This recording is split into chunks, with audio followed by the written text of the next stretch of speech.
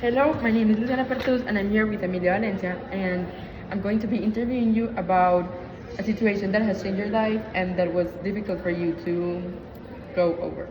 Okay, so can you share with us the situation? Today I'm going to talk to you about my parents' divorce. Okay, so how did your parents' divorce make you feel? It made me feel very sad and very alone and also like isolated, but at the same time, I it was hard for me to understand, but I thought it was like the best for everyone. Okay, so what challenges did you face during this time? I faced some challenges which are feeling very alone because I am an only child and I'm very attached to both of my parents, so it was very difficult for me to not live with both of them. Okay, so since you felt alone, did you have any like support system like friends, counselors, or even other family members that help you overcome this? And if you did, how did they help you?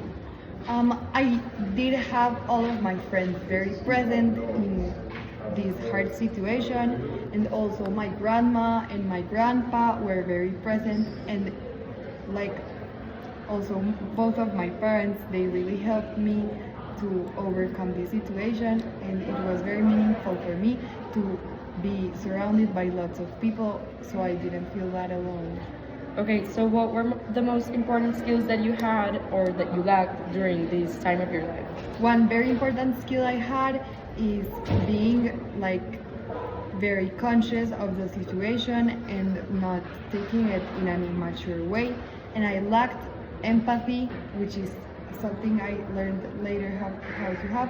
But I lacked empathy because I only saw my part of the situation and didn't think about my parents' feelings.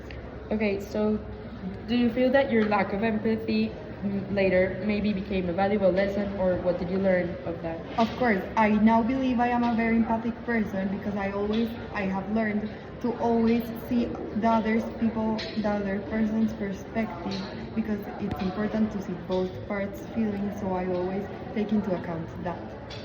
Okay, so what was the turning point where things started to change for you, maybe for good or for bad? And how did you keep yourself focused when things got very tough?